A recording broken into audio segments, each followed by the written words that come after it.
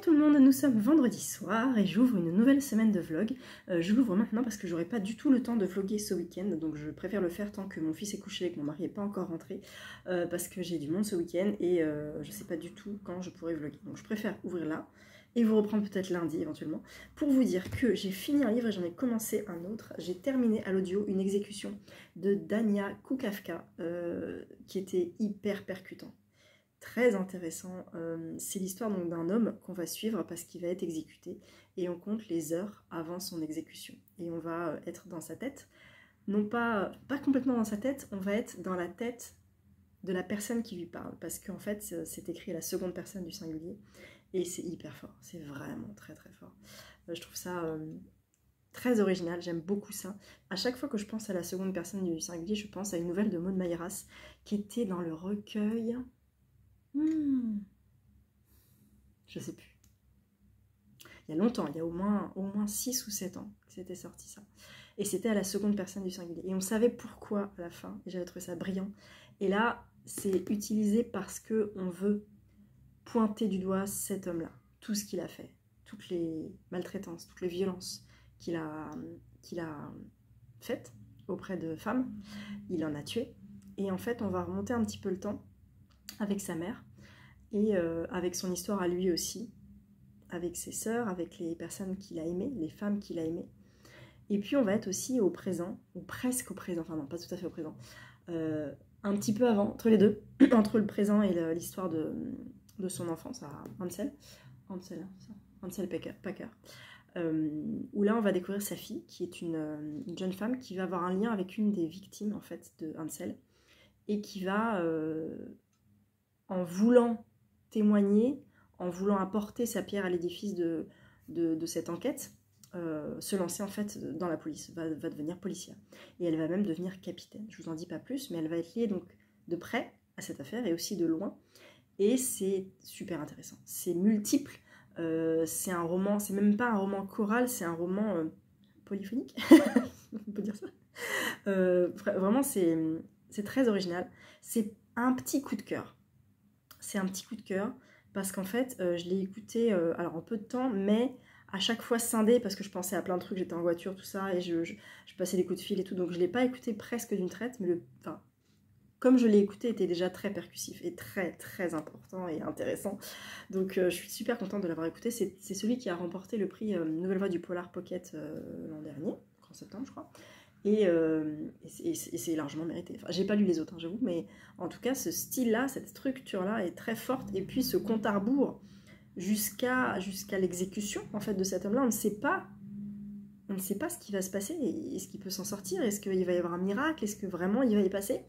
Et qu'est-ce qu'il y a dans sa tête? Et en fait, la narratrice, bon, on ne sait même pas si c'est une narratrice en fait ou un narrateur, on ne sait jamais, mais la personne qui raconte, qui dit tu, est dans sa tête et nous fait vivre, nous fait ressentir toute l'émotion qu'il peut ressentir au fil des heures qui s'égrènent jusqu'à son exécution. Et tout ce qui se remémore, c'est très fort, c'est vraiment très très fort. J'ai beaucoup aimé.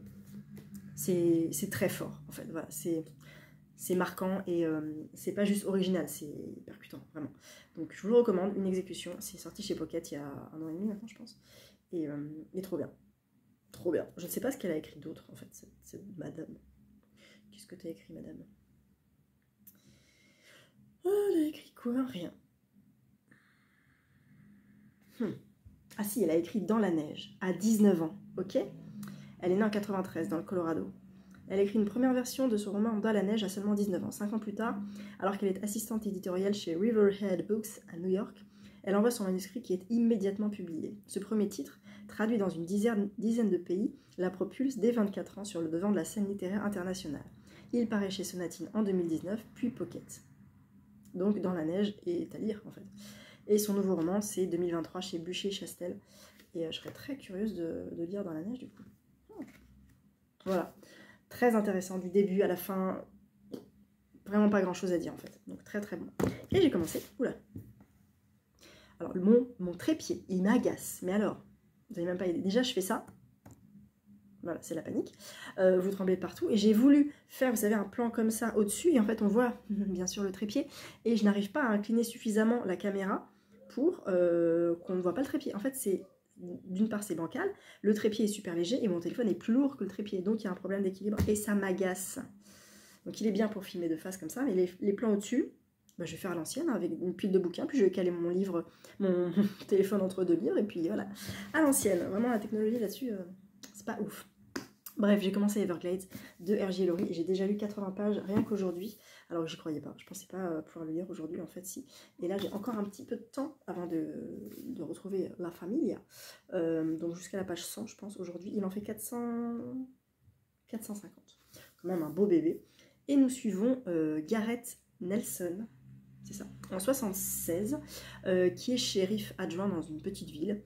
Et qui va être envoyé dans une autre, un peu plus grande ville pour une affaire, en fait, pour une arrestation qui tourne assez mal, puisqu'il reçoit une balle dans le fémur, et il va être du coup blessé en rééducation, et malheureusement il ne pourra plus exercer son métier de shérif, parce qu'il va boiter un peu tout le temps, donc il doit se reconvertir. Et il va se reconvertir grâce à sa kiné, qui va avoir un plan pour l'envoyer au pénitencier de Fort quelque chose. Je suis dedans, hein. Mais alors fort quelque chose, je l'ai pas dit à voix haute, donc peut-être que ça m'a pas aidé du coup. Voilà, fort quelque chose. Attendez, je vous le retrouve. Alors en fait, c'est écrit Southern States en tant que gardien au pénitencier d'État. Donc on va dire Southern State, voilà. Et donc il va être embauché en tant que gardien de prison.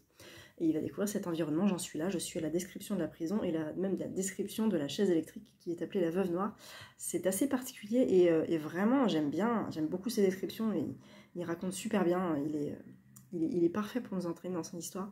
C'est le 11e que je lis de l'auteur quand même, donc je commence à bien connaître son style et c'est toujours un plaisir de le retrouver, donc c'est très très chouette. Je sais qu'il y a voilà, des secrets, des tensions qui vont se passer au sein de cette prison-là, mais j'en sais pas plus. Pas grand-chose, il n'y a pas grand-chose dans la 4e de couve, et tant mieux, mais en tout cas nous sommes donc dans les Everglades, en Floride, entourés d'alligators, et ceux qui veulent s'échapper de cette prison-là sont souvent bouffés par des alligators, donc ils s'en tirent pas à très bon compte, la chaise, les alligators, voilà. On est en 76, peine de mort, tout ça. États-Unis, on sait que là c'est un peu le bordel, niveau peine de mort aussi, mais bon.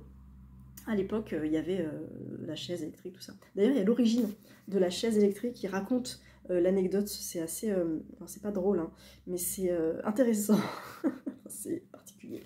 Voilà, mais très bien. Donc, je suis bien dedans. J'ai lu que 80 pages, mais pour l'instant, ça démarre bien. Ça me fait quelques jours, normalement, de la semaine. Et après, je lis Les Suppliciés d'Apoigny. True Crime de 10-18, le 2e français, qui s'est passé en France, qui s'est passé dans Lyon, je crois. Et après, normalement, je lis quelque chose qui n'est pas encore sorti. Je vous en reparlerai dans la semaine. Voilà, je vous laisse là et je vous retrouve un peu plus tard.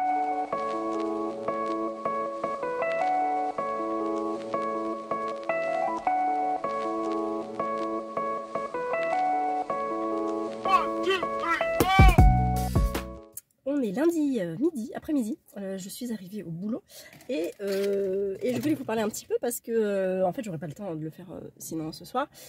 Demain, tendu, et je voulais quand même vous faire un débrief d'une exécution que je n'ai pas débriefée, je crois, de Dania machin truc, que j'ai fini, qui était super intense. C'était très intense, très intéressant. La fin, et je vous ai peut-être déjà dit ça en fait, je sais plus. Je vous l'ai dit dans le vlog d'avant. Je sais plus, je sais que j'ai pas mis la photo de l'audiobook, donc je pense que j'ai pas dû faire de débrief. Donc en fait, c'est l'histoire d'une exécution, de l'exécution d'un homme qui va être tutoyé dans le roman. Et on va assister comme ça au compte à rebours de son exécution jusqu'à l'heure 0, en fait, jusqu'à la minute 0, la seconde 0 où il va être exécuté. Et la fin est un peu ouverte sur Ailleurs, ça s'appelle Ailleurs. Donc c'est tout ce qui se passe à la suite de ça, à la suite des rencontres que cet homme a pu faire avec différentes femmes. Et qu'est-ce qu'elles sont devenues. C'était super beau. C'était, enfin beau. C'est pas beau. C'était violent et c'était puissant. Et c'était vraiment très très chouette. C'est un petit coup de cœur quand même, je pense. Hein. Donc ouais, très bien. Très contente. Alors là, j'ai repris Talisman et j'ai un problème. C'est-à-dire qu'il me reste 8 heures d'écoute. C'est pas grand-chose. Hein, sur un bouquin qui fait 21 heures, je crois. Et je me rends compte que j'accroche pas à cette histoire. Alors que je suis à la moitié, un peu plus de la moitié. J'accroche pas. Il y a rien qui me raccroche a une histoire en fait. Donc je suis très embêtée. Donc je pense que en fait je vais l'arrêter. Ça sera beaucoup plus simple pour moi parce que bah j'ai pas envie de me forcer plus en fait. C'est pas que je me suis forcée, je me suis dit ah il va bien se passer un truc qui fait que ça y est je suis cadrée dans l'histoire. En fait on est dans une histoire où on suit donc Jack dans les territoires et puis il va bien comme ça des territoires au monde réel. Il fait des rencontres avec les jumeaux qui sont dans les territoires et dans le monde réel. Et il rencontre un loup, voilà, Wolf, qui est mi-humain, mi-loup, donc les jours de pleine lune, qui le ramène dans le monde réel. Et j'en suis un peu là, alors il se fait choper par les flics, il arrive dans une espèce d'institut religieux un peu chelou, mais en fait tout ça ne constitue pas une vraie histoire avec un vrai fil conducteur. Je suis paumée tout le temps dans ce bouquin, et c'est très désagréable, donc bah, malheureusement je vais l'abandonner. C'est le premier King que j'abandonne, je crois, en 44. Alors, il y en a que j'ai pas aimé hein, de King, il y en a que j'ai pas compris, et puis voilà, j'abandonne. Et bah tant pis, c'est pas grave. Par contre, info, j'ai vu que King avait écrit la suite de Talisman des Territoires, donc le tome 3, qui allait sortir, probablement, même si Peter Straub est décédé, parce qu'il avait donné ses instructions visiblement à King pour un tome 3. Donc normalement, ça va aller, il va le sortir. Par contre, moi je laisse tomber. Voilà, donc là ce qui se passe, c'est que j'avais pris un crédit Audible pour Talisman, parce que c'était la seule plateforme sur laquelle il y avait Talisman. J'ai oublié d'annuler mon abonnement Audible, enfin de résilier au bout d'un mois. Donc j'ai un nouveau crédit Audible et j'ai mon nouveau crédit Kobo qui vient de se renouveler. Donc j'ai 2 crédits audio là. Donc je suis contente, je vais arrêter Audible, enfin je vais utiliser le crédit puis j'arrête après. Et Kobo, voilà, donc là j'ai 2 crédits, en sachant que je peux commencer à piocher dans des livres qui sont dans ma palle non prioritaire, ma palle de la faille spatio-temporelle, à savoir Rendez-vous au point zéro de, je sais plus, Frédéric Le Ternier, qui était la fille de qui est toujours la fille de feu Françoise Bourdin, qui avait l'air super chouette. On en avait discuté avec elle au rendez-vous Book Club Pocket, c'était top et j'avais très envie de le lire. Donc s'il a l'audio, pourquoi pas. Sinon, je sais pas. Je ne sais pas. Qu'est-ce que je dois lire déjà? Les voleurs d'innocence. Ah, l'audio, j'ai pas envie de le passer à l'audio. Puis en plus, je le lis fin juin avec des filles sur Insta. Donc non, je vais pas le passer à l'audio. Mais en tout cas, voilà, Rendez-vous au point zéro, qui est dans ma palle non prioritaire, pourrait sortir et arriver en audio, ma foi. Je crois qu'il fait 400 pages. Et je pense que ça doit se lire assez vite. Donc voilà, j'ai super chaud. Il fait chaud là dans la bagnole. Peut-être je mets un peu de clim. Non, si je mets pas le moteur, il n'y a pas la clim, c'est ça? Oui, c'est logique. Donc du coup, voilà, j'ai juste un petit peu d'air, parce que j'ai un petit peu chaud. Puis en plus, j'ai des chocolats là, dans la voiture. Et ils ont un petit peu chaud aussi. Voilà, donc un nouveau livre audio. Au niveau papier, je suis à fond dans Everglades de R.J. Ellory. Et il y a une connexion assez étonnante. C'est que au premier tiers du bouquin, on assiste à une exécution sur la chaise électrique. Et du coup, je viens de finir une exécution qui là est plutôt létale, on va dire, comme exécution avec une injection. Et du coup, bah, c'est marrant la connexion qu'il y a entre le livre d'avant et cette deuxième exécution en écho, quoi. Donc je bouffe de la peine de mort, c'est très dur. Et en même temps, R.J. Ellory, il raconte tellement bien. En fait, il n'y a rien qui est dit, il n'y a rien de crade. Mais les émotions que vivent les personnages, c'est assez incroyable. Niveau psychologique, waouh, c'était très dur à lire, vraiment très dur. Non pas parce que c'était mais parce que ça te touche, parce que tu es humain en fait, et parce que tu es né avec de l'empathie. Et donc tu ne peux pas ne pas être triste pour les personnages, même s'ils sont condamnés à mort et que c'est des odieux personnages. Tu as quand même un tout petit brin d'humanité en disant ah, ça craint quand même. Si j'étais à la place du mec, je ne ferais pas le fier. Donc voilà, t'as un peu d'empathie quand même pour eux. Et c'est très bien fait. Donc on est dans cette espèce de prison avec les couloirs de la mort. Il y a plusieurs secteurs. Il y a le secteur haute sécurité, le secteur population générale. Il y a d'autres secteurs comme ça. Donc c'est Gareth qui va être envoyé là-bas à la suite d'un accident. Et donc la vie défile dans cette prison avec son petit lot de surprises hein, quand même. Petite tentative d'évasion. Et puis c'est super bien écrit, quoi. C'est hyper immersif, et puis on s'ennuie pas, il y a plein de choses, et puis on a les personnages derrière. Gareth rencontre quelqu'un, il a quand même sa vie, en fait, qui continue, donc on découvre sa vie. C'est juste un roman noir, c'est pas un thriller, c'est pas un policier, c'est un roman noir, sombre, qui se passe dans une prison avec des personnages un peu torturés, à qui il arrive des trucs, et auxquels on s'attache. Donc c'est vraiment super bien fait, et je ne m'en lasse pas. Donc ça, c'est bien, ça fait quand même un petit moment que je lis R.J. et Laurie. Donc je suis contente parce que ouais, ça fait au moins 7 ans. Non, 6 ans. Ça fait 6 ans que je le lis. Voilà, j'ai découvert avec Le jour où Kennedy n'est pas mort. Et après j'ai lu Seul le silence, je crois. Non, si. Seul le silence. Après Omerta en audio. Non, Vendetta en audio. Etc. etc. C'est le 11e, donc voilà. Donc très très bonne lecture. J'aurai pas le temps de le continuer là, je l'ai quand même dans mon sac au cas où, mais on verra. Je le finis demain et après je commence Les Suppliciés d'Apoigny, le true crime de 10-18 en France, qui se passe en France. Donc très hâte de découvrir cette histoire. Et puis pour le reste de la semaine, on verra. Deveril 3 normalement. Trop hâte, voilà. Mais je vous tiens au courant de toute façon. Nous sommes jeudi matin et je vous reprends un peu tard dans la semaine, mais je n'ai pas du tout eu le temps avant. Ça y est, le mois de juin a démarré, c'est la course. C'est la course. Je suis un panda et je suis fatiguée. Mais ça va, puisque nous avons un long week-end qui nous attend, donc tout va bien. La dernière fois que je vous ai parlé, j'étais en train de terminer Everglades de R.J. et Laurie, que j'ai terminé depuis. Je l'ai terminé mardi et c'est un petit coup de cœur. C'est très très bien. On est donc avec Gareth, qui est shérif adjoint et qui, à la suite d'un accident, va être envoyé dans un pénitencier à... C'est toujours pas, ça craint quand même.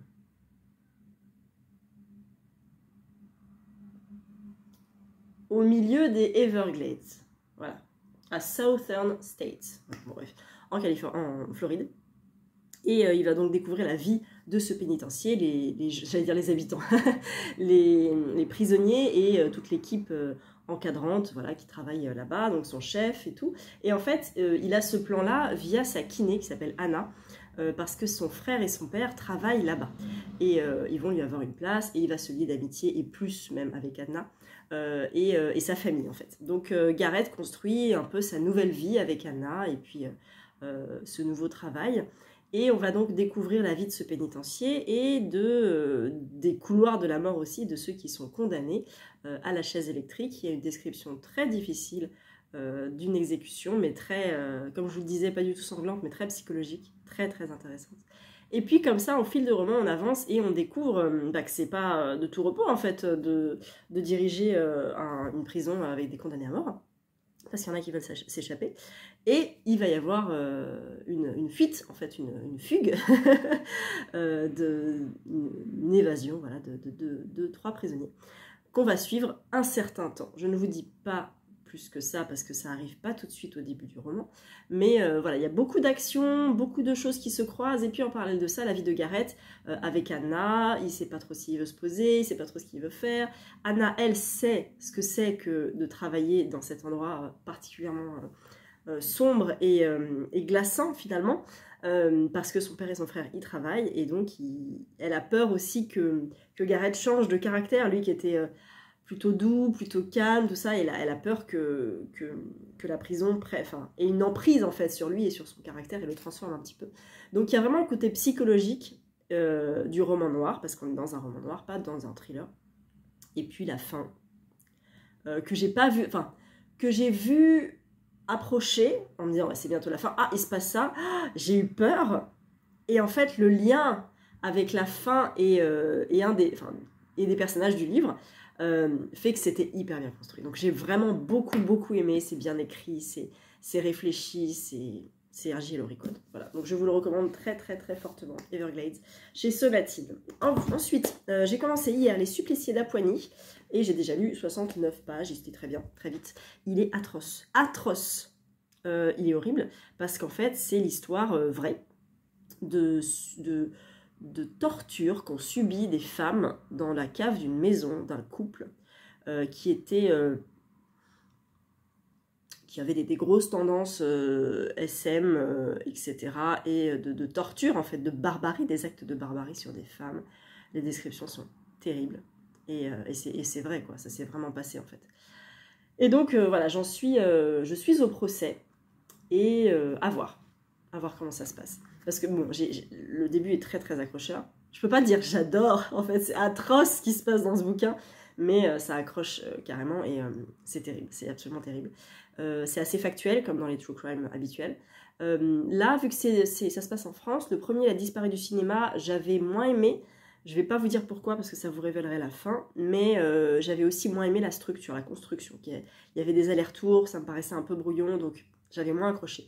Là, la construction, elle est claire, on a le début, une jeune femme qui s'échappe d'une maison, elle est retrouvée, on va la perquisitionner en fait, et on va trouver une autre femme, et en découle voilà tout ce qui se passe, et l'horreur sur lesquelles tombent les gendarmes, et un procès qui va suivre. Donc là on est en 91, là ça se passe en 84 quand la jeune femme s'échappe, et en 91 le procès. Donc on a tout le processus de réparation entre guillemets des victimes, qui est intéressant. Pour l'instant c'est pas trop évoqué, j'espère que ce sera un petit peu plus évoqué parce que je pense que c'est vraiment intéressant. Et puis voilà, ça se lit hyper vite, et comme je vous dis, je suis page 68 et il en fait, parce qu'il y a des annexes, 178. Donc, en fait, je suis presque à la moitié, quoi.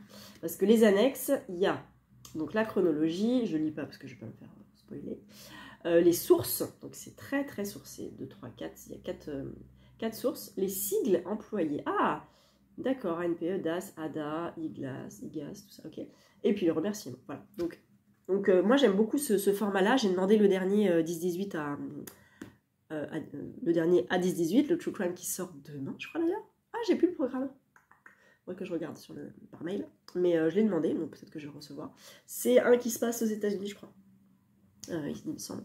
Parce que je veux voilà, je vous le redis, je veux tous les lire. J'ai pas regardé si à Créteil en poche il y en avait. Je crois qu'ils sont tous les deux, ceux du True Crime français. Ils sont en dédicace. Mais les autres, je ne sais pas. À voir. Bref, en tout cas, voilà, je suis là-dedans. Je vais le finir, j'espère, aujourd'hui. Parce que à partir de demain, je lis. C'est quoi le titre? C'est le 3e tome des Deveril, mais c'est le dernier secret des Deveril, je crois. Je sais plus. Attendez. Les dernières heures des Deveril. Il sort chez Verso demain. Et j'ai la chance de l'avoir en avant-première. Donc je me jette dessus demain. Ah, voilà, ça va être trop bien. Il faut que je relise mes notes du tome 2 parce qu'il s'est passé tellement de trucs dans le tome 2 qu'il faut que je relise mes notes. J'ai vu qu'il y avait un arbre généalogique au début, donc c'est très bien. Mais quand j'ai vu certains noms, je dis c'est qui lui déjà, c'est qui elle déjà, elle est mariée à machin et tout, je sais plus qui c'est. Donc il faut que je relise ça, mais j'ai trop hâte. Donc ça va me faire tout le week-end et une partie du début de la semaine, je pense. Voilà. En sachant qu'à partir de la semaine prochaine, mes cours sont chamboulés parce qu'il y a des répétitions pour les spectacles et que je ne sais pas du tout comment je vais vlogger, ni quand, ni quoi lire, ni... je ne sais pas. Bref, en tout cas, je finis ça. Et niveau audio, je vous avais dit que j'abandonnais Talisman. C'est chose faite, j'en suis vraiment désolée. J'ai quand même laissé un petit marque-page, au cas où, si jamais. Un jour. Et donc, à l'audio, je me suis dit, qu'est-ce que je fais parce qu'il y avait Rendez-vous au point zéro de Frédéric Le Tourneur, bref, la fille de Françoise Bourdin. Il y avait, j'ai pas trouvé Futur de Lorraine Bastide, j'aurais trop aimé. Il y a La Meute aussi, mais j'avais pas prévu de le lire tout de suite. Et le reste, c'est tout, je crois, tout ce que j'avais trouvé. Il me semble que c'est tout. Et Les Effacés de Bernard Minier, mais j'ai pas envie de le lire tout de suite. Donc, il y avait ces trois-là. Et puis, je me suis dit, hey, Valentin Musso. Mais oui, il est à l'audio, donc je l'ai commencé en fait. Et j'ai déjà écouté 99 pages. Et il est très bien. Il est très bien. C'est un immense hommage au roman policier, à la Agatha Christie. On est dans un huis clos, on présente tous les personnages, on sait qui est qui. C'est assez caricatural, mais c'est bien fait. Il y a un journaliste, un médecin, une femme... qu'est-ce qu'elle fait déjà la femme d'un riche industriel, le comte, un général, tout ça. Donc il y a des personnages, ça fait un peu le colonel Moutarde et tout ça, vous savez, dans le Cluedo en fait. C'est d'ailleurs pour ça, dans la box, qu'il y avait un Cluedo, je pense. Parce que ça fait très Cluedo, on est dans une belle maison, en huis clos, un meurtre est commis, mais tout est fermé. Qui a commis ce meurtre? Qu'est-ce qui se passe? Tout ça, tout ça. Donc c'est hyper clair, c'est très réconfortant parce que... c'est très rassurant aussi parce que à l'audio, on sait où on est. Il nous présente bien les personnages, c'est très bien écrit, et on sait où on va, voilà. On mène l'enquête, on interroge chaque personnage, c'est hyper Agatha Christie en fait, je trouve, vraiment. Et, et en fait, alors je pense que ça fait aussi référence au mystère de la chambre jaune, je crois, de Gaston Leroux, il me semble, que j'ai pas lu. Pourquoi je l'ai pas lu? Ah si, parce que l'inspecteur, il est un peu insupportable. Comment il s'appelle? Rouletabille? Non. Ah, j'ai pas mon ordi, je peux même pas chercher. Bref, vous allez me corriger, je le sais. Donc Gaston Leroux, le mystère de la chambre jaune, je l'avais commencé, je l'ai abandonné. Parce que je crois que j'avais pas du tout accroché au personnage principal. Donc j'ai laissé tomber, c'est pas grave, mais je sais que c'est un hommage à ça. Et je sais aussi que dans le tome 2 des Dames de Marlowe, il y a un peu une construction comme ça. Il y a un meurtre qui est commis dans une pièce fermée, en fait. Et à chaque fois, je me pose la question, mais comment c'est possible? À moins d'avoir anticipé le meurtre ou d'avoir mis un petit fil sur un pistolet et de l'immeuble d'en face, tu tires le fil et ça tire le pistolet, je sais pas.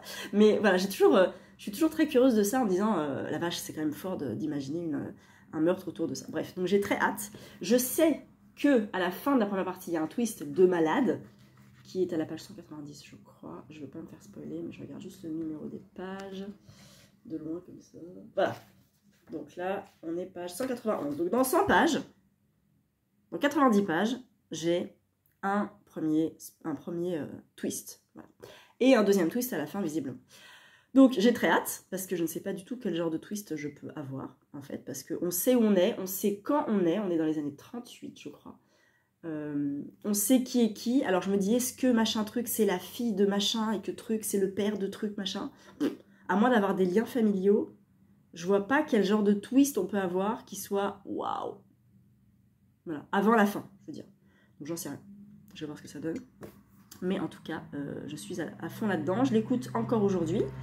Demain, non, pas demain. Demain, on n'est pas là. Et la semaine prochaine, oui, la semaine prochaine aussi. Je le finirai la semaine prochaine. Et donc, je me retrouverai dans la même situation qu'en début de semaine. Qu'est-ce que j'écoute après? En sachant que mon prochain crédit Kobo, c'est le 20. Ah bah, c'est pas tout de suite. Moi, j'écouterai des podcasts. Voilà, j'écouterai des podcasts et ça sera très très bien. Parce que j'en ai plein à rattraper. Et de toute façon, niveau livre audio, là, ça sert presque à rien que j'en entame un nouveau parce qu'après, il y aura les vacances. Donc voilà, j'écouterai vraiment en dilettante, donc ça sert à rien pour l'instant de se lancer là-dedans. Voilà, c'est tout ce que j'avais à vous dire. Je n'ai rien dans la boîte aux lettres. J'attends une petite rentrée littéraire. Deux. Oui, deux. Ah non, peut-être une. Ah non, c'est pas tout de suite l'autre. Voilà, parce que j'attends une rentrée littéraire des Escales, la deuxième. Et l'autre rentrée littéraire, c'est Métayer, et je vais normalement à la soirée de rentrée littéraire la semaine prochaine. Donc peut-être que je l'aurai là-bas. Voilà, donc ça fera plus dans la palle. Mais en fait, j'ai déjà, j'ai anticipé, j'ai mis plein de bouquins de la palle qui sont pas encore dans ma palle. Genre, j'avais mis les Escales, j'ai mis Métayer, et puis je pense que je vais mettre aussi les 3 de l'Iconoclaste de toute façon. Mais là, j'ai fait -2 du coup avec ces deux-là. Donc, je suis contente. Ensuite, j'ai des Vérils que je vais commencer, donc je vais l'enlever aussi de ma palle. Et après, la semaine prochaine, je lis quoi? Ah, Liguane chez Métayer. Et on lira aussi Le baiser de la demoiselle qu'on avait acheté avec Estelle à Lyon. Je sais pas quand on lit celui-là. Je sais pas. Puis après, j'ai aussi mon anniversaire, donc je pense que je vais recevoir des livres. Et ouais, ça va être cool. Voilà, donc écoutez, je vous laisse et je vous reprends quand? Bah demain. Ah, quand est-ce que je vais conclure ce vlog? Je ne sais pas. Je ne sais pas. La vie est incertaine. On est samedi matin et je viens conclure cette semaine de vlog. J'ai oublié dans mon débrief de fin de vous parler des Suppliciés d'Apoigny parce que je l'ai terminé aussi et malheureusement c'est une petite déception. C'était très intéressant et ce qu'ont vécu ces jeunes filles est absolument atroce. Le procès est intéressant, le ressenti des jeunes filles et l'après est intéressant aussi, mais il y a toute une partie de rapprochement parce que dans Lyon il y a aussi Émile Louis, ils ont parlé de qui d'autre encore, bref, de trois hommes tueurs en série, enfin tout ça, violeurs d'enfants et tout. Il y a eu l'histoire du petit Grégory qui était pas très loin aussi, et dans ces années-là, je veux dire, 84, 85, et donc elle fait un rapprochement de toutes ces affaires-là, ce qui est assez intéressant, une espèce de comparatif, tout ça, pour trouver des liens. Sauf que moi, c'est vrai, je m'attendais plus à ne rester que sur ce fait divers-là, et pas forcément à ouvrir à d'autres, parce que c'est pas comme ça que j'avais l'habitude de lire ce format-là. Donc j'étais un peu déçue, j'avoue, parce que pour moi, l'histoire pouvait tenir une petite centaine de pages en fait maximum, et là elle va un petit peu ailleurs, ce qui est intéressant, ceci dit, hein, c'est vraiment intéressant parce que c'est très très sourcé, donc c'est comment dire recherché, voilà, mais j'ai pas accroché, je suis désolée, et ça m'embête parce que Les Disparus du cinéma c'était un peu pareil, j'avais pas trop aimé, donc là je me rends compte que cette collection là avec les true crime qui se passent en France, bon c'est même pas des true crime, c'est des affaires résolues finalement, puisque ceux aux États-Unis ceux que j'ai lus en tout cas ne sont pas résolus, et c'était ça le truc, c'était que tu restes un peu sur ta faim, mais finalement tu dis des années plus tard, il y a eu des choses scientifiques qui sont arrivées, les tests ADN, des choses comme ça qu'il n'y avait pas dans les années 60, 70 peut-être, je sais pas. Donc du coup, bon bah, on avançait sur ces enquêtes sans qu'elles soient vraiment résolues, et j'avais l'impression que les enquêtes faites en France étaient un petit peu dans le même registre, et je constate que non. Donc ça reste un témoignage, enfin un récit intéressant, sourcé, renseigné, vraiment creusé, mais auquel j'ai pas accroché. Voilà, on a fait une lecture commune et je ne suis pas la seule à ne pas avoir accroché, à rester assez mitigée. Donc voilà, c'est pas grave. Je continuerai quand même la collection 10-18 que j'aime beaucoup, qui se passe aux États-Unis, mais cette collection française. D'ailleurs, j'ai pas vu qu'il y avait d'autres titres, et en même temps, les 2 premiers titres sont sortis tout début avril, je crois, mars-avril, donc c'est très récent. Peut-être qu'il y en aura d'autres en septembre, par exemple, pourquoi pas. Mais toujours curieuse parce que ça se passe en France, donc on connaît. C'est des affaires dont on a entendu parler à la télé, tout ça. Donc on connaît. Ça fait partie de notre culture, entre guillemets. Enfin voilà, Émile Louis, tout ça, on connaît malheureusement. Donc c'est... Ouais, je continuerai, je pense. Mais là, j'étais un peu déçue. Voilà. C'est juste pour vous donner ce petit retour. Je vous rebascule sur la suite de la vidéo. Je suis très contente parce que là, je suis en week-end et j'ai pris que ma liseuse. Je n'ai pris que ça pour 3 jours. Je suis... Soyez fiers de moi. Parce qu'en fait, dessus, il y a Deveril, les dernières heures de Deveril. Et c'est trop bien. Oh, c'est trop bien. J'ai commencé hier et j'ai vraiment eu du mal à m'arrêter. Je suis à 24%. Et c'est génial. J'ai bien fait de faire un résumé spoilant du tome 2 parce que vraiment, il y a des choses qui sont indiquées. Il y a des éléments qui nous sont redits par rapport au tome 2, ce qui s'est passé, tout ça, mais il se passe tellement de trucs dans cette saga que c'est bien de prendre des notes. Et puis c'est trop bien en fait. On commence sur un coup de foudre. Et c'est doudou, c'est trop bien, c'est bien écrit, et c'est... on est bien. J'aime pas les romances, mais là, ce côté romance-là, ne j'aime absolument pas, parce qu'il y a un gros côté historique, saga familiale, tout ça, donc ça passe très très très bien. Vraiment, si vous ne connaissez pas cette saga, mais foncez, parce que elle est super bien écrite, et elle est passionnante. Et là, on arrive en 1939, donc on va arriver pendant la Seconde Guerre mondiale, on est en Irlande, et je ne sais pas la place de l'Irlande pendant la Seconde Guerre mondiale. Honte à moi. Je pense qu'ils en ont suffisamment bavé avant les années 30. Mais de ce que j'ai vu du coup du tome 1 et tome 2 aussi. Et en tout cas là le tome 3 ça s'annonce très très très très bon. Alors j'ai déjà lu un quart, hein, mais voilà, il me fait le week-end. Et normalement je le finis mardi. J'aurais pas fini mardi, j'aurais jamais fini mardi. Il fait presque 500 pages. Non, j'aurais pas fini mardi. Mercredi peut-être. Mercredi je prends la voiture. Oh, mais j'ai une pause. Ah, je pourrais lire. Ah, je sais pas. Bref, c'est pas grave, en tout cas c'est trop bien, c'est génial. Merci beaucoup, beaucoup, beaucoup Verseau. Parce que c'est une saga vraiment, ça a été vraiment une révélation pour moi cette saga-là. Depuis l'été dernier, ça fait 1 an. Parce que l'été dernier c'était le premier tome. En décembre c'était le tome 2, que j'ai dû lire en janvier ou février je crois. Et là le tome 3, 6 mois plus tard le tome 4, 6 mois d'après le tome 5. Donc vraiment une saga, vraiment coup de cœur, coup de foudre en fait, même coup de foudre pour les 2 premiers tomes. Et je pense que ça va continuer pour le 3e tome. Et si vraiment les 5 sagas, les 5 tomes sont des coups de foudre, combo parfait quoi, enfin saga parfaite en fait. Voilà, plus que Lucinda Riley, clairement.